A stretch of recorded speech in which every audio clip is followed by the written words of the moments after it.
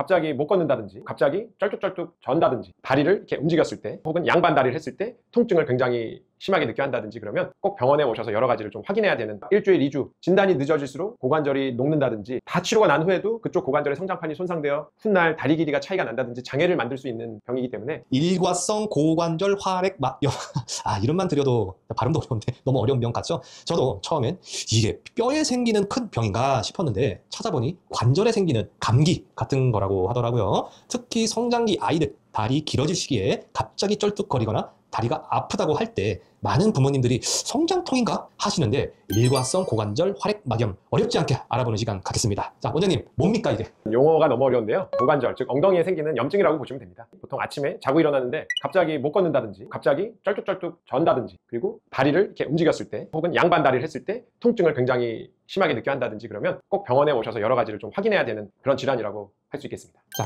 그러면 원인과 증상이 궁금합니다. 정확한 원인이 밝혀져 있다기보다는 여러 가지 연구 결과 상기도 감염, 즉 바이러스 혹은 세균 감염 후에 그 바이러스 자체 문제보다는 후유증, 합병증으로 많이 보고되고 있고요. 그 외에 외상, 알레르기, 비특이적인 면역 반응 등에 의해서도 나타날 수 있다고 보고되고 있습니다. 하지만 일반 성장통과는 다르게 아침에 일어나는데 절고 못 걷는다든지 하면 꼭 소아정형외과 전문의를 방문하셔서 다른 병은 없는지 꼭 확인해야 되는 질환이라고 할 수 있겠습니다. 네, 이 자체가 문제라기보다는 혹시 모른 다른 병이 있는지 좀 봐야 된다는 포인트가 있네요. 네, 맞습니다. 자, 그러면 진단은 어떻게 하는지 궁금합니다. 당연히 엑스레이 촬영을 먼저 하게 되고요. 엑스레이 촬영을 통해서 늘 강조하는 발달성 고관절 이형성증, 즉 선천성 기형은 없는지, 대퇴부나 정강이 쪽에 골절은 없는지, 아이들과 같은 경우 특히 5세 미만의 아이들 같은 경우는 본인들이 다쳤는지 혹은 왜 생겼는지 이런 세부적인 병력 청취가 굉장히 어렵습니다. 즉 아이들은 진단과 치료가 어른들하고 다르게 원활하지 않은데요. 그건 서로 상호 이해를 해주시고 일단 아이들이 다쳐서 생긴 문제는 없는지 혹은 레그 칼프 페르테스 병과 같이 고관절이 어린 나이에 좀 무너지는 이런 병들은 없는지 꼭 감별을 해줘야 합니다. 엑스레이 자체에 활액막염이 나타나진 않지만 다른 병이 없는지 먼저 감별을 해주고 그 이후에 고관절에 물이 찼는지를 보통은 초음파를 통해서 1차적인 검사를 하게 됩니다. 그럼 치료는 어떻게 하나요? 아주 애매한 경우가 있습니다. 대부분의 고관절 활액막염, 실은 서울대학교 병원 응급실에서 조사를 해보니 10세 이하 소아가 갑자기 쩔뚝쩔뚝 혹은 고관절이 아파서 병원에 온 85% 정도가 이 일과성 고관절 활액막염으로 진단될 정도로 아주 빈도상 높습니다. 마치 우리 PD님께서 기침을 하면 폐암이나 폐결핵을 먼저 의심하지 않듯이 10중 8구는 외상이 없이 절어서 온다든지 고관절 아파하면 이 병일 확률이 매우 높습니다. 하지만 아까 말씀드렸듯이 나머지 15%의 나쁜 병들이 숨어 있습니다. 소아정형외과에서 감별을 빠르게 해줘야 될 병은 세균성 고관절염, 화농성 고관절염이라고 하는 즉 고관절에 고름이 차는 그런 병이 없는지를 가장 우선적으로 감별을 해야 됩니다. 간혹 소아정형외과 선생님이 초음파를 통해서 고관절에 부풀어 있는 액을 확인하신 후에 피검사를 해보자 라는 경우가 있는데요. 이는 매우 중요합니다. 저도 아이를 키우는 아빠로서 아이가 주사바늘에 찔리고 피를 뽑으면 굉장히 마음이 아프시죠.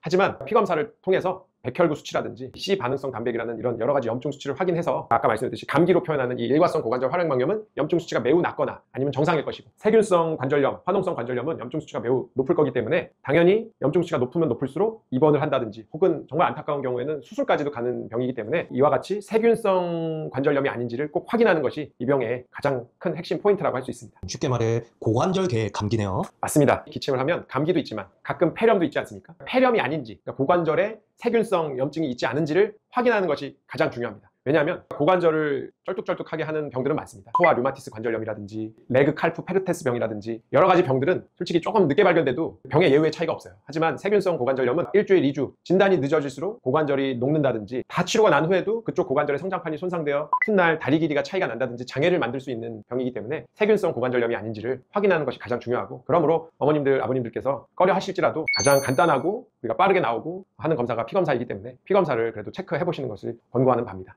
참 좋은 말씀 해주신 것 같습니다. 골든타임 있다. 제가 강조해 주신 것 같고요. 자, 그 다음은 치료 후 아이들은 특히 남아 같은 경우는 개구시잖아요. 운동이라든가 일상적인 생활 가능할지 언제부터? 당연히 가능합니다. 사람이 감기가 걸렸다고 평생 운동을 안 하지 않듯이 대부분의 경우는 일주일 이내로 좋아집니다. 그냥 안정하고 집에서 주로 활동을 자제하면서 있는 게 치료인데요. 물론 일과성 고관절 활액막염이 좀 통증이 심하면 입원해서 견인치료라든지 진통제를 맞는 경우가 있습니다. 그리고 제가 현장에서 느끼는 거는 이 세상이 흑과 백만 있는 것이 아니고 중간에 그레이존, 회색지대가 있듯이 일과성 고관절염과 우리 세균성 고관절염 사이에 애매한 경우가 있습니다. 염증 수치는 괜찮은데 통증을 굉장히 심하게 호소한다든지 약간 미열이 난다든지 혹은 염증 수치가 약간 떴다든지 하는 경우에는 그래도 노련한 소아정형외과 선생님과 상의하셔서 입원해서 항생제를 맞는다든지 소염제를 맞는다든지 안정을 하면서 보는 방법도 있고, 당연히 세균성 고관절염이 굉장히 심한 경우는 수술하는 경우도 있고, 하지만 아까 말씀드렸듯이 10중 8구는 일주일 정도 염증 수치가 정상이었다는 가정하에 집에서 외출을 자제하고 운동을 금하고 가만히 안정을 취하는 것이 1차적인 치료를 할 수 있겠습니다. 그 외에 우리가 비스테로이드성 소염제 소염제, 즉 브루펜이라든지 맥스부펜이라든지 이런 소염제 또한 도움이 된다고 보고되고 있습니다. 재발의 위험은 없는지. 감기에 걸리고 또 안 걸리지 않듯이 한 5%의 정도에서는 재발한다고 보고되고 있고요. 그리고 제가 봤던 어떤 아이는 환절기마다 한 해에 두세 번씩 걸려서 오는 아이도 있었고, 어떤 아이는 최장 3개월까지도 가는 아이도 있었습니다. 물론 세균성 관절염은 아니었고요. 대부분은 일주일, 2주 내로 좋아지지만 일주 이상 증상이 지속됐을 때 염증 수치가 정상이었어도 세균성 관절염이 아니라고 진단되었을지라도 다른 병들도 있습니다. 인간에게는 여러 가지 희귀 질환도 있기 때문에 일주일 이상 쩔뚝거림이 지속되고 통증이 지속되면 꼭 다시 한번 소화정형외과 전문의를 만나셔서 필요에 따라서는 MRI라든지 아니면 다른 류마티스, 자가면역 질환 검사라든지 추가적인 검사를 하실 수 있습니다. 우선 아이들이 갑자기 아침에 일어났는데 절거나 못 걷거나 한다면 이는 당연히 소화정형외과 전문의를 빨리 방문을 하시어 아까 말씀드렸듯이 심각한 질환 아니면 골든타임이 있는 빠르게 치료를 받아야 되는 세균성 고관절염이 아닌지, 혹은 어머니 아버지가 놓쳤을 골절은 아닌지 이런 것들을 확인하는 것이 굉장히 중요합니다. 초음파라든지 피검사 등을 통해서 세균성 고관절염이 아닌지를 확인하고 그 뒤에 일과성 고관절 활액망염이 맞다면 우선 1주나 2주 정도는 자택에서 가만히 안정을 취해 주시고 그 이후에 소화정형외과를 다시 방문해 주셔서 경과 관찰을 해주시면 되겠습니다. 대부분은 일과성 활액망염, 즉 한자 그대로 일과성, 금방 지나가는 병이니까요. 너무 겁내지 마시고, 하지만 가장 중요한 것은 세균성 고관절염이 아닌지를 확인하는 것이 가장 중요한 포인트라고 볼 수 있습니다.